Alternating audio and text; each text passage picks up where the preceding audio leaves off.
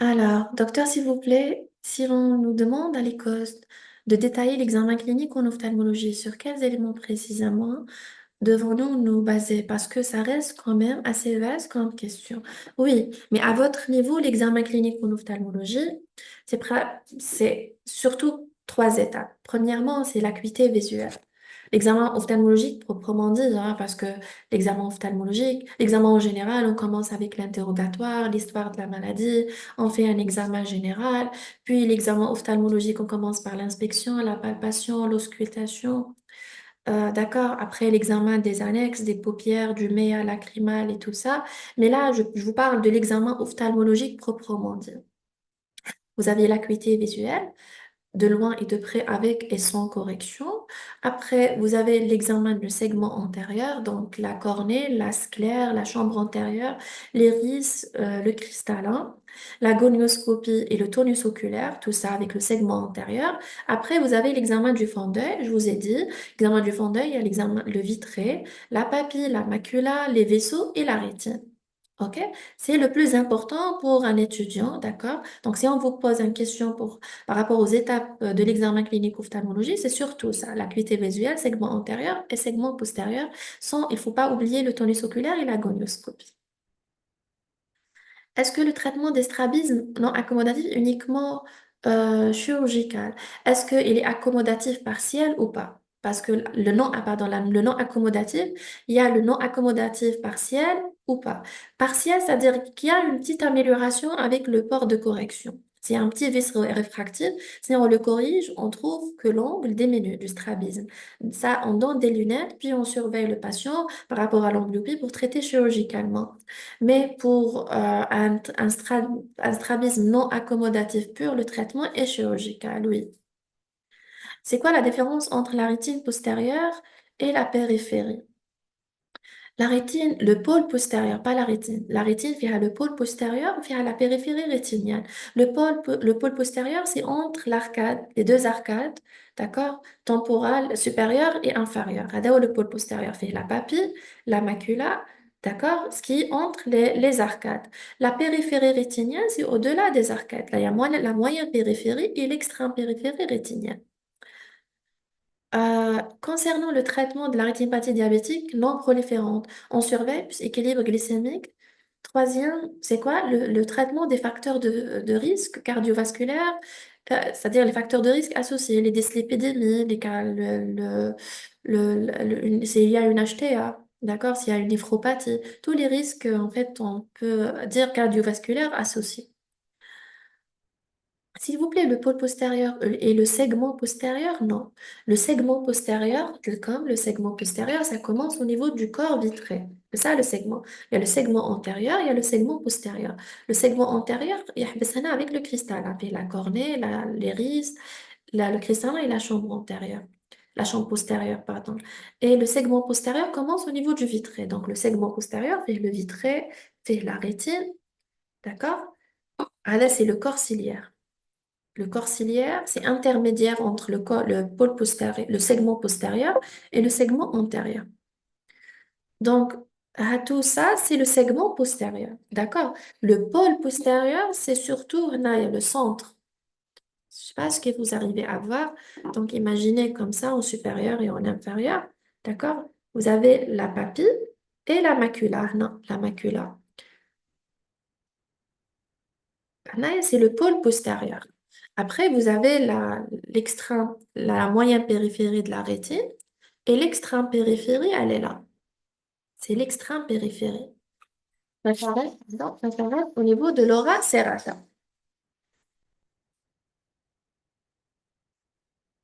La rétinopathie diabétique proliférante peut donner GAFA. Bon, j'ai pas compris. La rétinopathie diabétique proliférante peut se compliquer d'un glaucome myovasculaire. GAFA et GPAO, c'est autre chose, c'est d'autres pathologies qui ne sont pas liées au diabète. Car le diabète, c'est un facteur oui, c'est un facteur de risque, Mais c'est pas le diabète qui va donner le GAF. On peut avoir le GPA chez un patient non diabétique, pas forcément chez un patient diabétique. C'est un des facteurs des risques d'après les études, d'accord? Parce qu'on ne connaît pas vraiment le mécanisme physiopathologique exact du glaucome primitif à angle ouvert. On sait que c'est une neuropathie optique progressive et chronique, mais d'où ça vient, on ne sait pas. Il y a des théories, il y a des gens qui disent que c'est vasculaire, il y a des gens qui disent non, c'est mécanique, c'est lié à l'hypertonie oculaire, mais il existe des glaucomes à pression normale, donc on ne sait pas vraiment comment ça commence le glaucome primitif à angle ouvert. Le GFA, comme je vous ai expliqué hier, c'est lié à une prédisposition anatomique, le glaucome primitif à angle fermé. Mais on a aussi le glaucome myovasculaire peut entraîner un GFA. Oui, le glaucome myovasculaire, c'est des stades. Au début, c'est un angle ouvert et après, ça devient fermé. Parce que les myovaisseaux, quand ça va envahir le segment antérieur et l'angle, il y aura quand vous faites la gonioscopie, vous allez trouver des nouveaux vaisseaux au niveau de l'angle iridocornéen qui est toujours ouvert. Mais avec le temps, ça va former une membrane. Qui va la membrane? Dans le segment postérieur, une membrane vasculaire qui va se contracter et fermer l'angle iridocornéen. Donc au début, c'est un glaucome secondaire ouvert et après, ça devient un glaucome secondaire fermé. C'est pas un glaucome primitif, c'est un glaucome secondaire, le glaucome vasculaire. Voilà, j'espère que j'ai répondu à votre question. Dans quel type de glaucome lors du diabète? Le diabète, la rétinopathie diabétique proliférante, c'est le glaucome myovasculaire. OK? Les anti-VEGF, ça fait partie du traitement de la rétinopathie diabétique proliférante.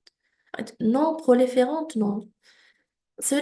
Non, le rétinopathie diabétique, c'est le laser. Je vous ai dit, les anti-VEGF, c'est pour traiter le daim maculaire.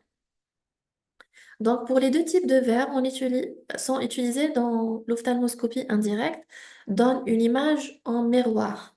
Non, l'image en miroir, c'est pour le verre à trois miroirs. La lentille non contact, ça donne une image inversée, pas en miroir. Ça donne une image, c'est-à-dire quand je vois par exemple la papille de l'œil droit, je vais la trouver de l'autre côté. Donc c'est une image inversée, c'est pas une image un miroir. C'est comme je prends l'examen du fond d'œil et je fais comme ça. Je vois le fond d'œil, mais inversé. Le miroir, c'est une image en face. D'accord? Ça donne une image. C'est comme un miroir. Le corps ciliaire, c'est pas dans le segment postérieur. Il est considéré un peu avec le segment antérieur. Parce qu'en matière d'uvite antérieure, par exemple, il y a une inflammation de l'iris et du corps ciliaire. Ou entre les deux segments. En- Plutôt entre les deux segments, c'est vrai. Segment antérieur et entre les deux segments. Docteur, s'il vous plaît, quand l'enfant enlève les lunettes dans le strabisme convergent accommodatif, le strabisme réapparaît, c'est ça. Donc, esthétiquement, elle n'est pas traitable. Non, sauf s'il y a une amélioration de l'hypermétropie. Parce que l'enfant a tendance avec le temps à diminuer leur degré d'hypermétropie. Si on est à plus 4, par exemple à l'âge de 3 ans, à l'âge de 8 ans, 12 ans et tout, on peut devenir à plus 2, plus 1 et tout. Donc, si l'hypermétropie diminue, le strabisme, il va s'améliorer. Sinon, si l'hypermétropie est stable, il va falloir porter ses lunettes tant qu'il y a cette hypermétropie, ce vice réfractif qui a entraîné le strabisme. Docteur, l'angle iridocornéen est inclus dans le segment antérieur et le corps ciliaire, l'angle iridocornéen est inclus dans le segment antérieur, oui. Le corps ciliaire, c'est seulement avec gonioscopie ou c'est seulement avec gonioscopie. Le corps ciliaire, on peut pas le voir, on peut pas voir tout le corps ciliaire à la gonioscopie. Alors, how est le corps ciliaire? C'est ça, Adawa le corps ciliaire. Qu'il chauffe la gonioscopie, on voit juste une petite bande comme ça qui dit la bande ciliaire. OK? Alors, imaginez que l'iris, elle est là. Donc, quand vous faites la gonioscopie, vous allez voir juste une petite partie du corps ciliaire qui s'appelle la bande ciliaire. Là, l'examen de gonioscopie, mais le corps ciliaire, il est derrière. Vous ne pouvez pas voir tout ça à la gonioscopie. Euh, et la choroïde et la sclère sont les membranes du segment postérieur ou segment antérieur. La choroïde, c'est le segment postérieur, d'accord? La choroïde heilig, c'est la partie qui est entre la rétine et la sclère. Très bien. Donc, on parlait de la choroïde. Je vous ai dit, c'est le tissu vasculaire de l'œil qui fait partie du segment postérieur. Il est en continuité en avant avec le corps ciliaire et avec le corps ciliaire, il est en continuité avec l'iris. Tout ça, c'est l'UV. D'accord? L'UV, elle est formée de l'iris en avant. Après, il y a le corps ciliaire et derrière, il y a la choroïde.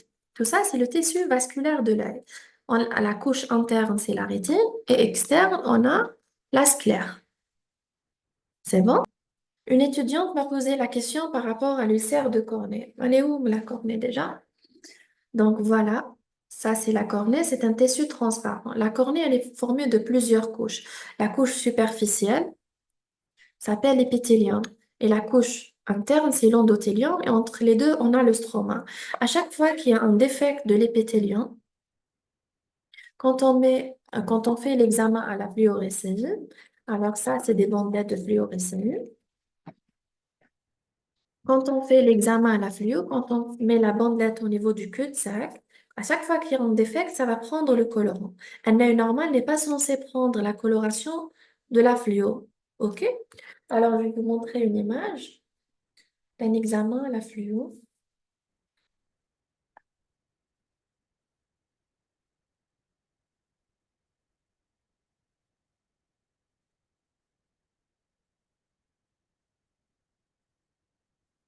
Il faut faire la différence entre fluo positif et Seidel positif. Seidel, c'est quand il y a une effraction de la cornée. D'accord? Une plaie de toute l'épaisseur de la cornée. Il y a de l'humeur aqueuse qui va sortir et laver la fluorescéine. Et c'est ce qu'on appelle le Seidel, effet Seidel.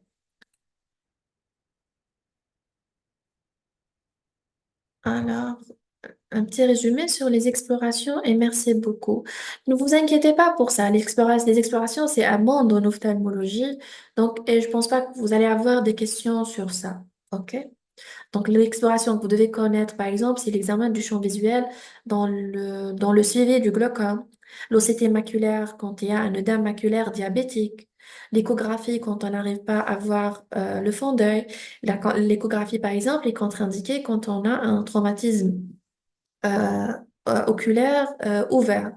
OK? En cas de plaie, il ne faut pas faire d'échographie, on fait plutôt le scanner à la recherche d'un corps étranger intraoculaire.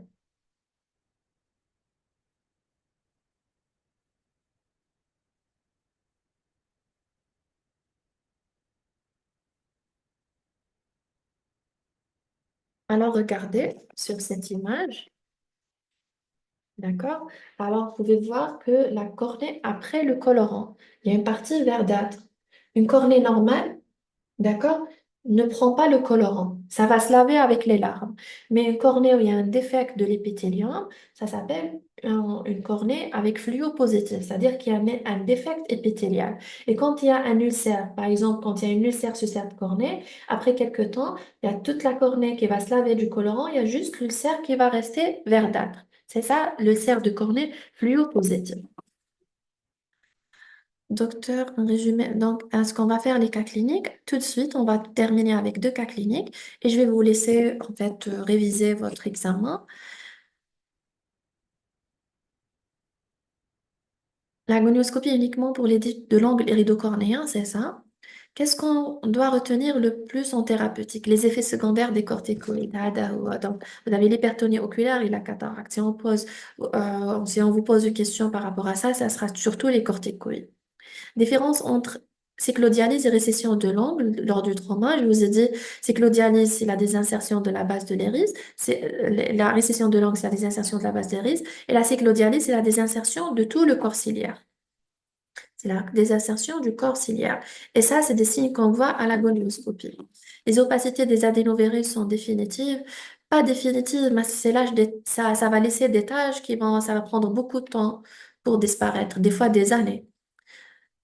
On peut pas voir directement un ulcère de cornée à la lampe à fente. Si, on peut suspecter un ulcère de cornée à la lampe à fente. Quand on fait une fente, on va trouver qu'il y a un petit amincissement localisé. Ça signe un ulcère, mais il est confirmé par l'examen à la fluorescence.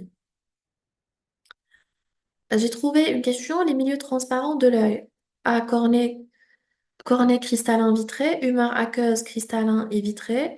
Donc, j'ai choisi A et B. oui. Là, il y a la cornée, il y a le cristallin, il y a le vitré et le marqueuse. Tout ça, c'est des milieux transparents qui sont censés être transparents de l'œil. On va, en cas de corps étranger, alors laissez les QCM après. Demain, je sais que vous allez réviser vos cours pour les écosses demain. Si vous voulez demain ou après-demain, on peut faire une question, une séance des QCM. Si vous avez des sujets, si vous allez, si vous avez des QCM que vous n'avez pas compris, on peut les discuter après. OK? En cas de corps étranger, on fait un scanner ou une IRM. Un scanner. L'IRM est contre-indiqué, surtout si on suspecte un corps étranger métallique. En cas de fistule caverneuse, comment on peut choisir entre une IRM et un scanner? Si on fait le scanner, ça sera un scanner avec injection, ce qu'on appelle l'angioscanner. Parce que la fistule caverneuse, c'est vasculaire. Donc, il faut un angioscanner. Idéalement, c'est de faire l'angio-IRM ou l'angioscanner. Pourquoi dans la luxation antérieure du cristallin, après un traumatisme, on donne des myotiques? C'est pour...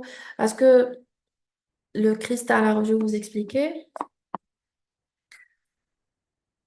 Alors, le cristallin, il est là. Il y a l'iris.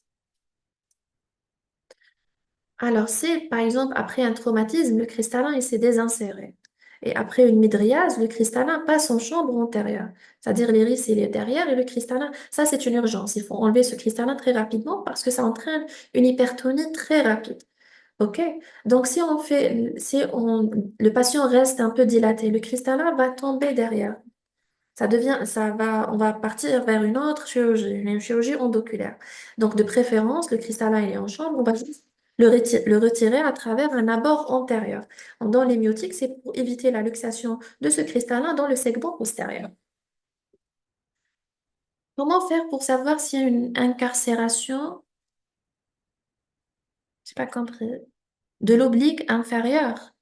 C'est-à-dire en matière de traumatisme orbitaire, c'est-à-dire une fracture du plancher de l'orbite, est-ce qu'il y a une incarcération? C'est à travers les muscles oculomoteurs, on fait un examen de l'oculomotricité et on trouve qu'il y a une limitation de l'élévation. L'œdème maculaire de la rétinopathie diabétique va donner une baisse de l'acuité visuelle, c'est irréversible. C'est réversible dans les stades de début, c'est un œdème maculaire débutant, il peut être réversible avec un bon équilibre glycémique, sinon il faut traiter avec les anti-VEGF, mais elle peut être réversible, bien sûr.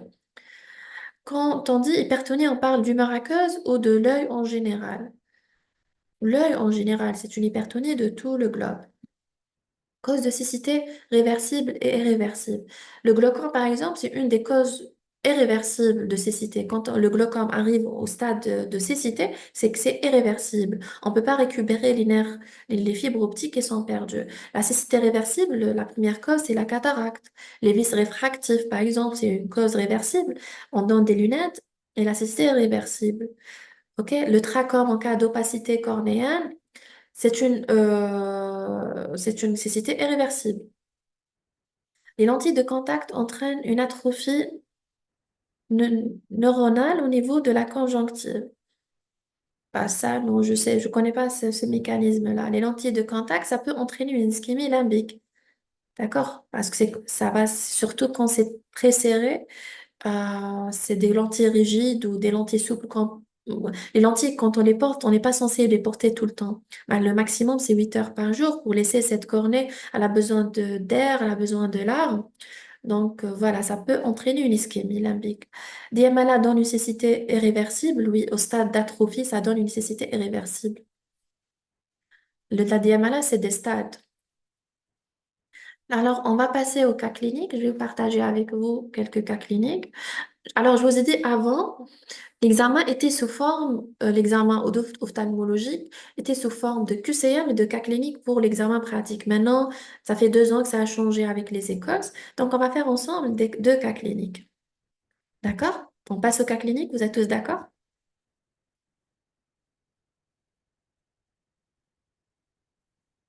Alors, on commence par cet examen-là.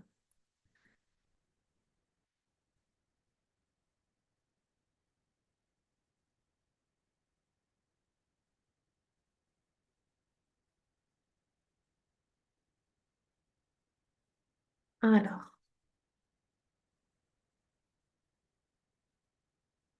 on commence par ce premier cas clinique.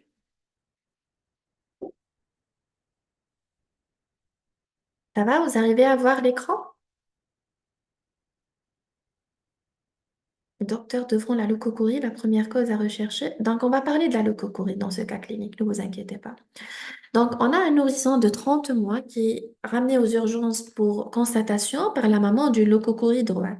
Donc, une des questions qui peut tomber à l'école, c'est quoi une leucocorie? Définissez une leucocorie.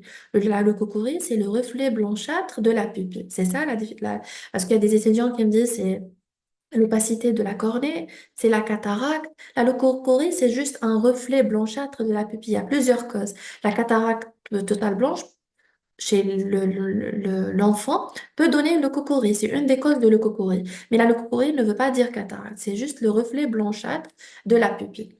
Donc, quels sont dans ce cas, les éléments d'orientation diagnostique à rechercher? Cocher la réponse fausse.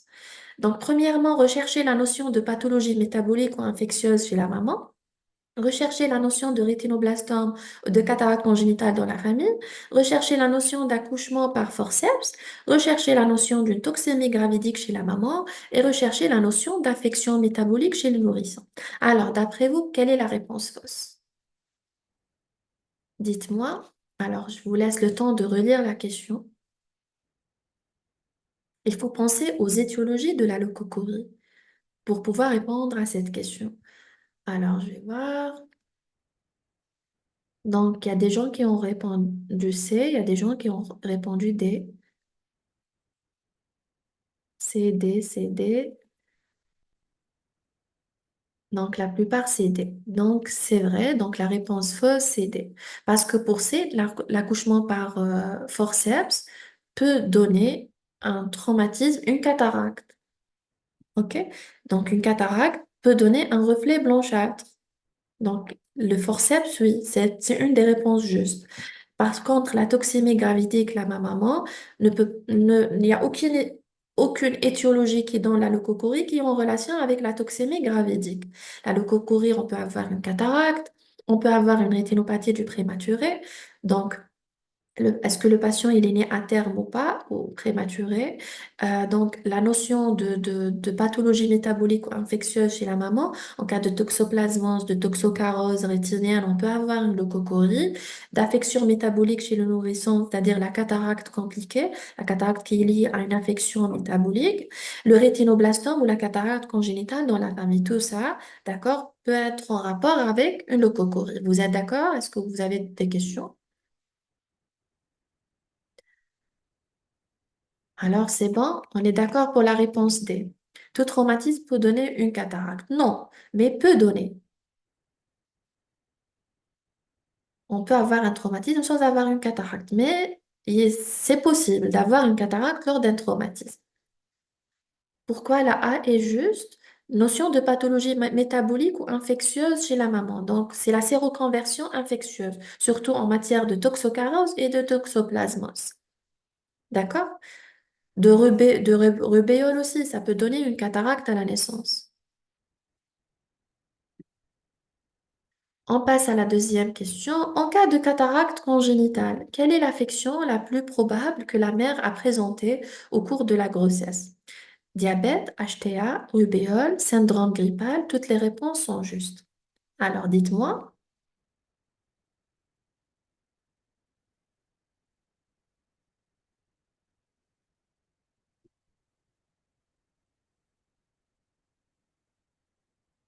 en quoi une pathologie chez... Alors, donc toutes les réponses sont justes. Rubéole est la plus incriminée. C'est vrai, c'est la réponse C.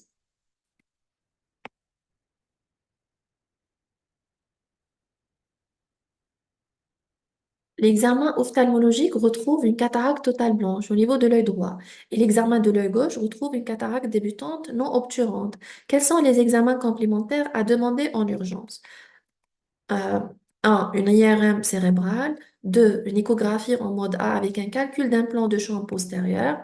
Une TDM cérébrale. Une tomographie en cohérence optique, l'OCT maculaire. Une échographie oculaire en mode B. Alors, cochez la réponse juste. Dites-moi quelle est la réponse juste. Donc, on a retrouvé une cataracte totale blanche de l'œil droit et un examen de l'œil gauche retrouve une cataracte débutante non obturante. Quels sont les examens à demander?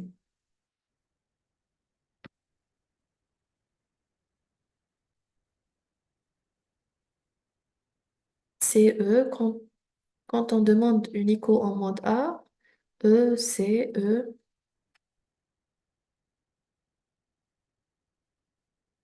Alors, premièrement, une IRM cérébrale, non, c'est une réponse fausse.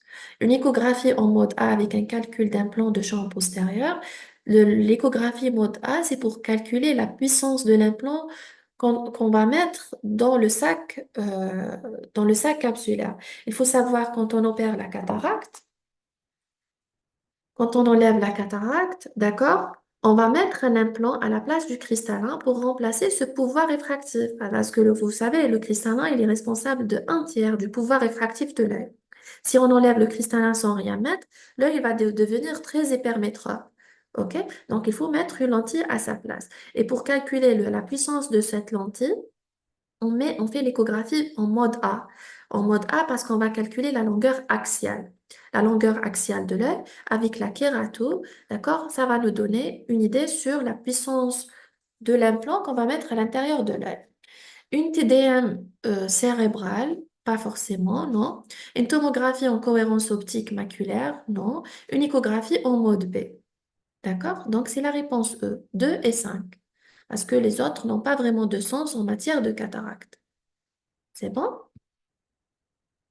Très bien. Donc, vous avez tous répondu E. Ça veut dire quoi une cataracte non obturante? Maintenant, on passe au fond d'œil. La cataracte obturante est une urgence chez l'enfant parce que c'est une source d'amblyopie. L'enfant, il ne peut rien voir avec cette cataracte. La cataracte, quand elle n'est pas très très dense, elle est dite non obturante.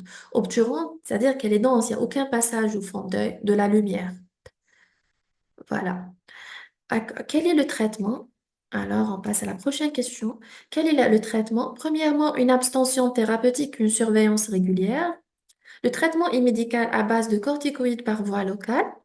Le traitement est chirurgical pour l'œil droit dans les plus brefs délais, avec une surveillance et une correction optique, c'est nécessaire pour l'œil gauche. Le traitement est chirurgical, mais ne sera réalisé qu'à un âge plus avancé. Aucune de ces propositions. Alors, la réponse juste. C'est très bien, bravo. Donc, la cataracte chez l'enfant est une urgence, surtout quand elle est obturante. Quand elle n'est pas obturante, qu'elle n'est pas très dense, on peut corriger des fois le patient avec des lunettes, mais quand ça c'est obturant, c'est dense, il faut l'enlever rapidement. D'autant plus que le patient, il est jeune. Hein. Bon, je vais juste voir, il a quel âge? 30 mois. OK? Il a à peine 3 ans.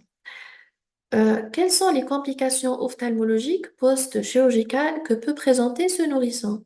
Une neuropathie optique inflammatoire, une amblyopie, une endophthalmie, un décollement de rétine et un strabisme.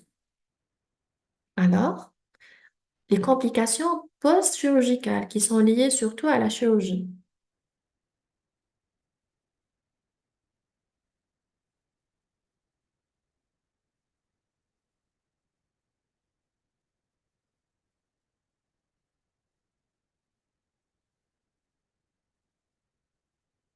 Alors, B, 3 et 4.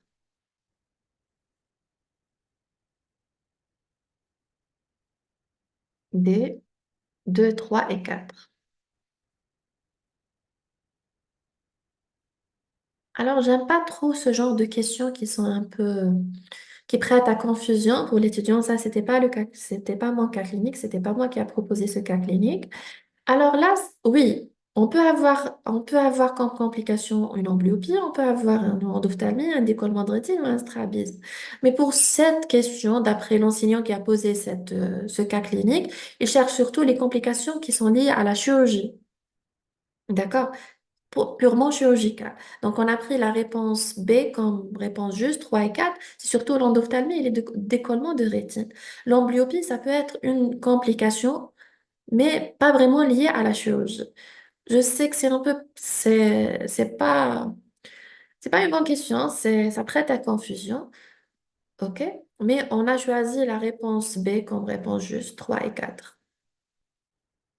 Le décollement de rétine, parmi les facteurs de risque, c'est la chirurgie de la cataracte. OK?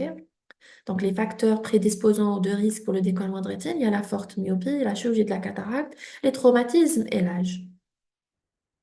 Parce que quand on opère le cataracte, on va un peu perturber la face antérieure du vitré qui peut tirer sur la périphérie rétinienne et entraîner une déchirure et par la suite un décollement de rétine. Voilà, donc on passe au deuxième cas clinique.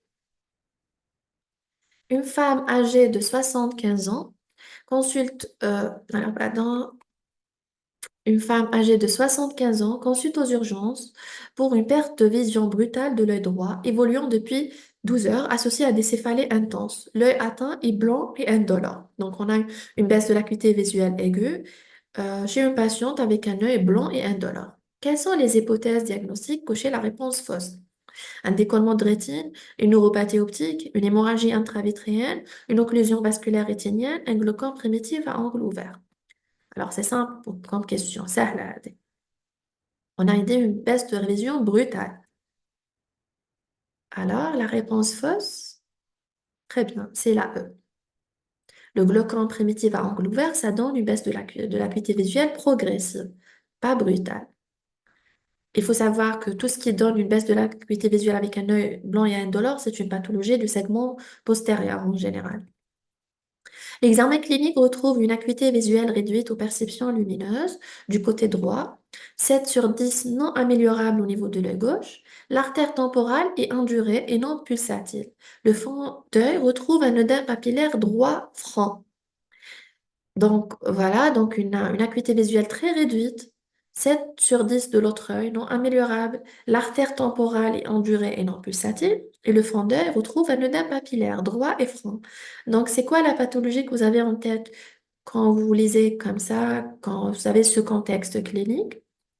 Donc, c'est une femme âgée qui a 75 ans, qui a une artère temporale indurée, qui a une baisse de l'acuité visuelle et une atteinte du nerf optique. Alors, la maladie de Horton, bravo, très bien. C'est ça. Donc, c'est quoi l'examen complémentaire à demander en urgence? Une VSCRP formule, une échographie mode B, une TDM cérébrale, une IRM, ou là, une angiographie rétinienne à la fluorescence plus OCT maculaire. Très bien. Donc, VSCRP et formule. Ça en urgence. Après, quel est le diagnostic étiologique le plus probable? Donc, vous avez bien répondu, c'est la maladie de Horton. Quel geste? Et ça, c'est des réflexes que vous devez apprendre même pour votre vie quotidienne, vie pratique. Après, comme médecin généraliste, si vous recevez aux urgences une femme âgée comme ça, avec des céphalées, avec une baisse de l'acuité visuelle profonde, rapide, aiguë, il faut avoir en tête une maladie de Horton, parce que c'est une maladie qui est cécitante et qui peut se bilatéraliser très rapidement. Donc, on peut avoir une cécité bilatérale. Donc, il faut flasher ces patients, donner un traitement corticoïde à forte dose avant même de poser le diagnostic avec une biopsie de l'artère temporale. Quel est le geste qu'il faut pratiquer pour confirmer le diagnostic? Biopsie de l'artère temporale, une ponction lombaire avec étude du LCR, examen cardiovasculaire avec échodoppler des troncs supraortiques, angio-IRM, aucune proposition n'est juste. Là, j'ai répondu à la question moi-même. Donc, c'est une biopsie de l'artère temporale. Mais il ne faut pas retarder la mise en route du traitement corticoïde en attendant en fait les résultats de l'artère de cette biopsie. Après, quel est le traitement que vous proposez à la patiente en urgence? Corticothérapie locale plus générale midriatique, corticothérapie par voie intraveineuse avec relais pérose, corticothérapie locale, injection d'anti-VEGF, aucune proposition n'est juste. Alors?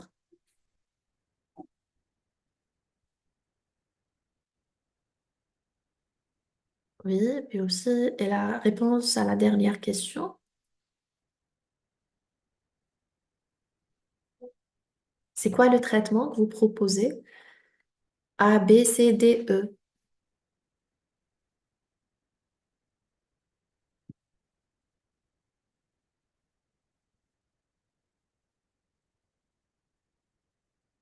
Très bien, c'est la B. C'est une corticothérapie par voie intraveineuse. Bien sûr, après l'avis de cardiovasculaire, parce que ces personnes en général sont des personnes âgées, tarées, des fois avec un diabète, avec une HTA, donc il faut faire vraiment attention avec le traitement corticoïde à forte dose et il faut continuer le relais pérose pour une longue durée, d'accord? Ça, c'est pour éviter la bilatéralisation, c'est-à-dire la cécité bilatérale. Parce que le orthon en face, ça touche un nerf optique, en général, c'est la cécité. OK?